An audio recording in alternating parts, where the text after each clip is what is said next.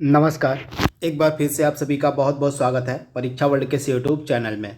दोस्तों, हम जो प्राचीन भारत के इतिहास की इम्पॉर्टेंट एमसीक्यूज़ की सीरीज चला रहे हैं उसका जो भाग 3 है उसको आज हम कंप्लीट करेंगे। तो चलिए वीडियो को शुरू करते हैं और देख लेते हैं कि आज का हमारा जो भाग 3 है इसमें हमने कौन कौन से बेहतरीन प्राचीन भारत के इतिहास के प्रश्नों को सम्मिलित किया हुआ है। तो चलिए वीडियो को शुरू करते हैं। पहला प्रश्न आपके सामने है, महात्मा बुद्ध के गृह त्याग को बौद्ध ग्रंथों में क्या कहा गया है आपको बताना। यानी कि महात्मा बुद्ध के द्वारा जो गृह त्याग किया गया था उसको बौद्ध ग्रंथ में किस नाम से जाना जाता है आपको वह बताना है। तो मैं आपको महात्मा बुद्ध के जीवन की सभी इंपॉर्टेंट घटनाओं के बारे में बता देता हूं जो आपके एग्जाम में पूछी जा सकती हैं। तो सबसे पहले हम बात करते हैं इनके जन्म की। तो इनके जन्म का प्रतीक क्या है, तो आप ध्यान दीजिएगा। महात्मा बुद्ध के जन्म का प्रतीक जो होता है, आप ध्यान दीजिएगा यहाँ पे, महात्मा बुद्ध के जन्म का प्रतीक है कमल। आप इसे ध्यान दीजिएगा, महात्मा बुद्ध के जन्म का प्रतीक है कमल। इसके बाद जब इन्होंने गृह त्याग किया था तो गृह त्याग का प्रतीक क्या था, घोड़ा था। क्या था, गृह त्याग का प्रतीक यहाँ पे घोड़ा था तथा इस गृह त्याग की घटना को क्या कहा गया बौद्ध ग्रंथों में, तो इस गृह त्याग की घटना को बौद्ध ग्रंथों में कहा गया था महाभिनिशीक्रमण। यानी कि यहाँ पे ऑप्शन जो आपका सी है सही हो जाएगा।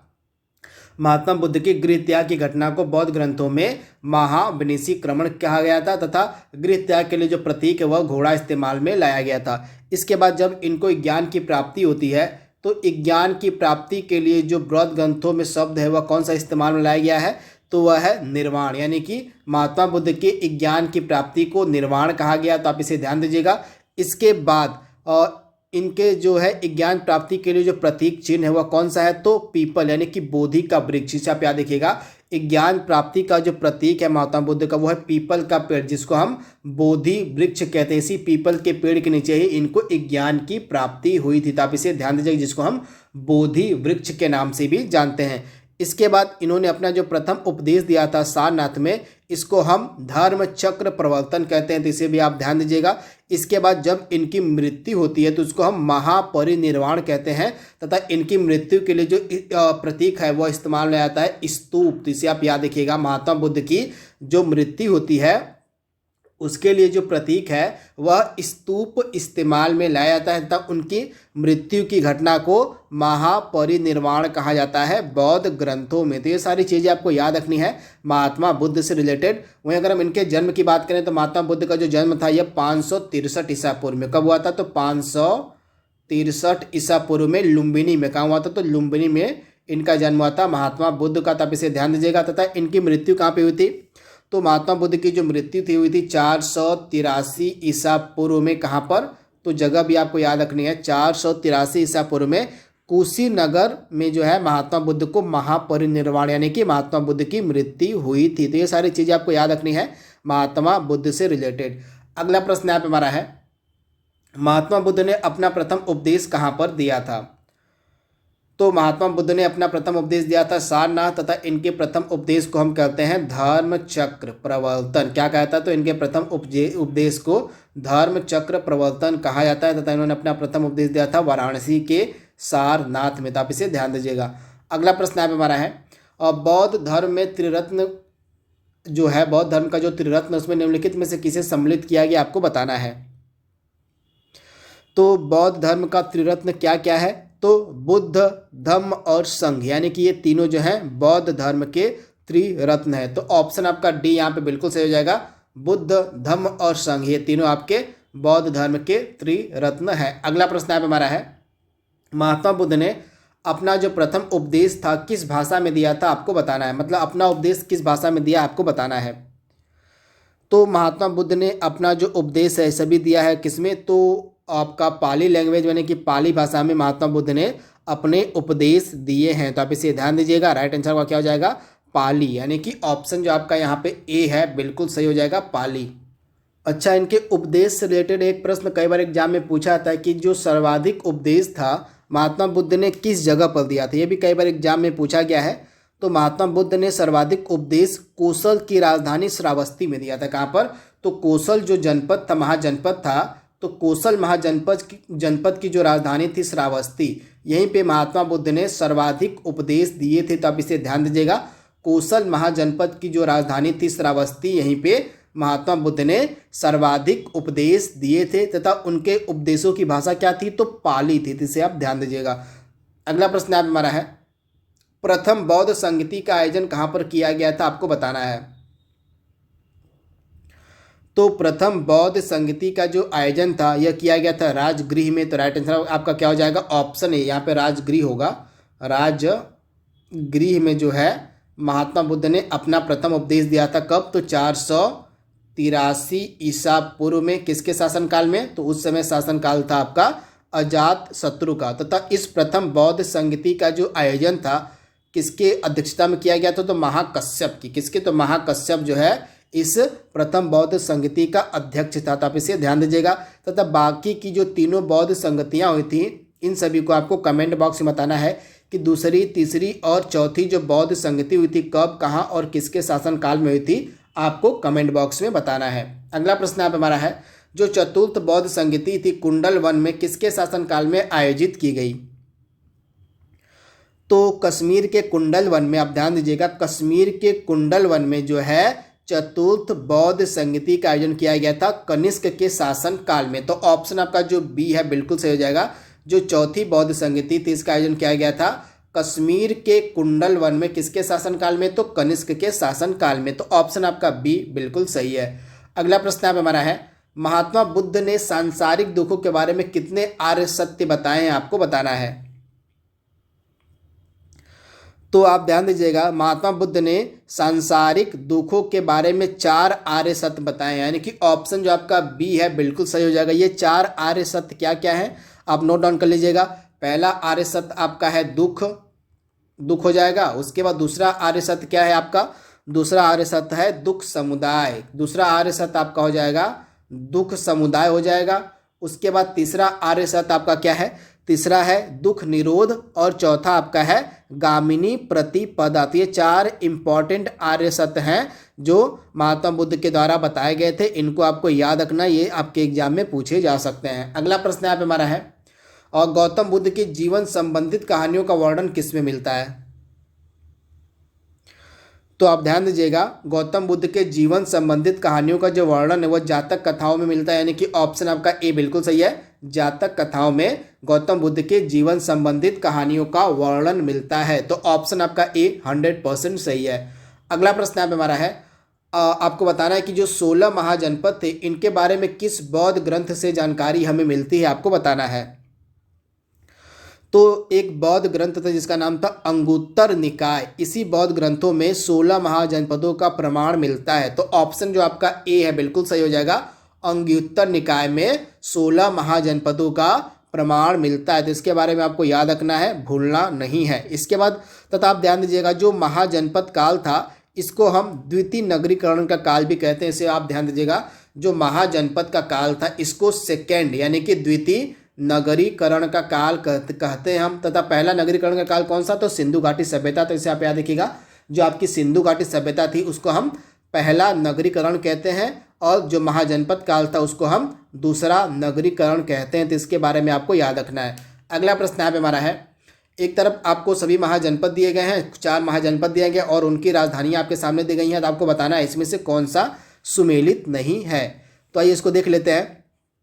तो गंधार महाजनपद की राजधानी क्या थी, तो आपका जो गंधार महाजनपद था इसकी राजधानी थी आपकी तक्षशिला, जो वर्तमान में पेशावर या रावलपिंडी है पाकिस्तान का, उसी को हम तक्षशिला के नाम से जानते हैं। तो इसका राइट आंसर सही है आपका। जो उस समय महाजनपद था आपका गंधार, उसकी राजधानी थी तक्षशिला। इसके बाद अंग की राजधानी क्या थी उस समय, तो अंग की राजधानी थी आपकी चंपा। तो आप इसे ध्यान दीजिएगा, अंग की राजधानी आपकी चंपा थी। इसके अलावा मगध की राजधानी आपकी थी गिरिव्रज। आप इसे ध्यान दीजिएगा, जो मगध महाजनपद था इसकी राजधानी थी गिरिव्रज। यह भी आपका बिल्कुल सही दिया गया है। और इसके बाद आपका जो कोसल महाजनपद है, यहाँ पे मथुरा यहाँ की राजधानी नहीं होगी, इसकी कोसल महाजनपद की राजधानी आपकी थी क्या, तो श्रावस्ती। यहाँ पे श्रावस्ती आपका राइट आंसर होना चाहिए था, तो यहाँ पे गलत दिया गया है। तो कोसल महाजनपद की राजधानी आपकी थी श्रावस्ती। तो इस प्रकार से चारों सुमेलित हो गए हैं। गंधार की तक्षशिला सही है, अंग का चंपा सही है, मगध का गिरिव्रज सही है, और कोसल का श्रावस्ती राजधानी थी। आपको याद रखना है, भूलना नहीं है। इसके बाद जो मथुरा है किसकी राजधानी थी, किस महाजनपद की, तो सूरसेन। आप याद रखिएगा, जो सूरसेन महाजनपद था उसकी राजधानी थी मथुरा। तो इसके बारे में आपको याद रखना है। अगला प्रश्न यहाँ पे हमारा है, हर्यक वंश के किस शासक को कुड़िक कहा जाता है, आपको बताना है। तो अजात शत्रु, राइट आंसर आपका हो जाएगा अजात शत्रु जो था हर्यक वंश और हर्यक वंश का शासक था, उसको हम कुड़िक के नाम से भी जानते हैं। तो राइट आंसर आपका क्या हो जाएगा, अजात शत्रु, यानी कि ऑप्शन जो आपका सी है बिल्कुल सही हो जाएगा। अगला प्रश्न यहाँ पे हमारा है, पाटलिपुत्र नगर की स्थापना किसके द्वारा की गई। तो पाटलिपुत्र जो नगर था इसकी स्थापना किसने करवाई थी, तो उदयन ने, यानी कि राइट आंसर आपका क्या हो जाएगा, ऑप्शन बी, उदयन के द्वारा जो है पाटलिपुत्र नगर की स्थापना करवाई गई थी। तो ऑप्शन जो आपका यहाँ पे बी है बिल्कुल सही हो जाएगा। एक चीज आप ध्यान दीजिएगा, जो हर्यक वंश था यह पहला वंश था जिसने मगध साम्राज्य पर मगध साम्राज्य मतलब मगध पर शासन किया था। आप इसे ध्यान दीजिएगा, मगध साम्राज्य की स्थापना सबसे मगध साम्राज्य पे जो है सबसे पहला शासक किसका था, तो हर्यक वंश का था। तो आप इसे ध्यान दीजिएगा, काफी इंपॉर्टेंट है। तथा इसका जो पहला शासक था हर्यक वंश का वह था बिंबिसार। तो इसके बारे में भी आपको याद रखना है, हर्यक वंश की जो स्थापना थी वह बिंबिसार के द्वारा की गई थी। तो वेरी वेरी इंपॉर्टेंट, आप इसे याद रखिएगा। तो मगध साम्राज्य का जो पहला वंश था वह था हर्यक वंश। तो इसके बारे में आपको याद रखना है। तथा अगला प्रश्न यहाँ पे हमारा क्या कह रहा है, पाटलिपुत्र नगर की स्थापना किसके द्वारा करवाई गई थी। तो आपका जो पाटलिपुत्र नगर है इसकी स्थापना करवाई गई थी उदयन के द्वारा। तो ऑप्शन जो आपका यहाँ पे बी है बिल्कुल सही हो जाएगा, उदयन के द्वारा। अगला प्रश्न यहाँ पे हमारा है, और निम्न में से किस शासक ने वैवाहिक संबंधों के आधार पर अपने साम्राज्य को स्थिरता प्रदान की थी। तो हर्यक वंश का जो पहला शासक था बिंबिसार, इसी के द्वारा जो है वैवाहिक संबंधों के आधार पर अपने साम्राज्य को स्थिरता प्रदान की गई थी, तो की थी इसने। तो ऑप्शन आपका ए बिल्कुल सही है, बिंबिसार। अगला प्रश्न है हमारा, सिकंदर कहाँ का शासक था, आपको बताना है। तो सिकंदर कहाँ का शासक था, तो सिकंदर जो था आपका मकदूनिया का शासक था। तथा इसकी जो मृत्यु थी यह बेबीलोन में हो गई थी 323 ईसा पूर्व में। इसे आपको याद रखना है, बेबीलोन में जो है इसकी मृत्यु हुई थी, लेकिन यह शासक कहाँ का था, तो मकदूनिया का शासक था। तो इसके बारे में आपको याद रखना है, भूलना नहीं है। इसके बाद अगला प्रश्न यहाँ पे हमारा है, और सिकंदर के आक्रमण के समय मगध का शासक कौन था। तो काफ़ी इंपॉर्टेंट प्रश्न है।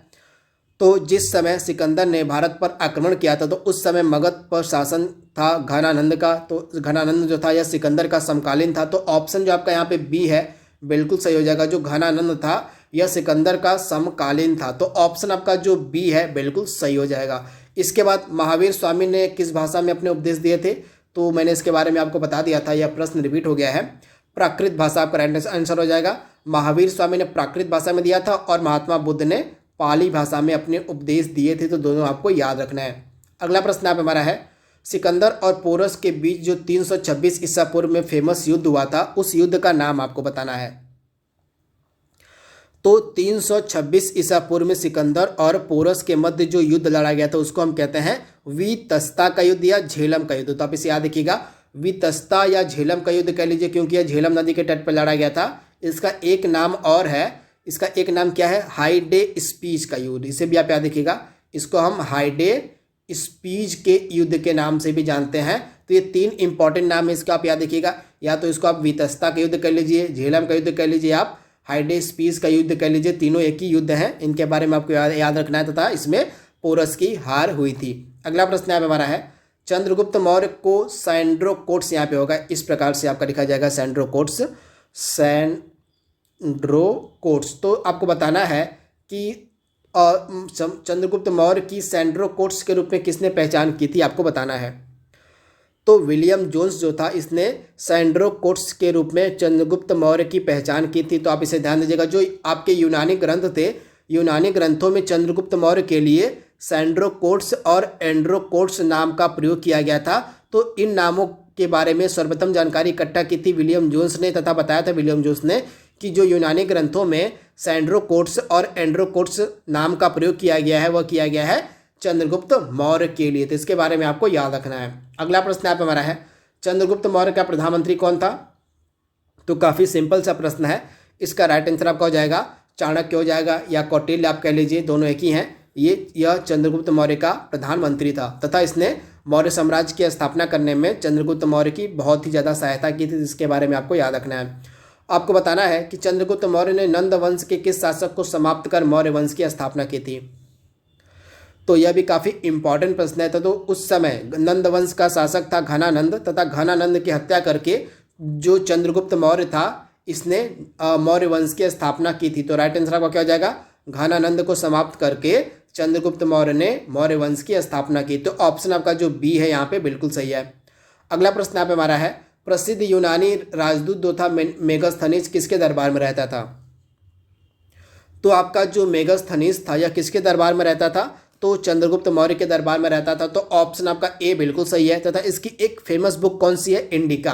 तो इसके बारे में आपको याद रखना है, मेगास्थनीज की एक फेमस बुक है इंडिका, तो इसके बारे में आपको याद रखना है। आपको बताना है कि यूनानियों में अमित्रोचेट्स किसे कहा गया, आपको बताना है।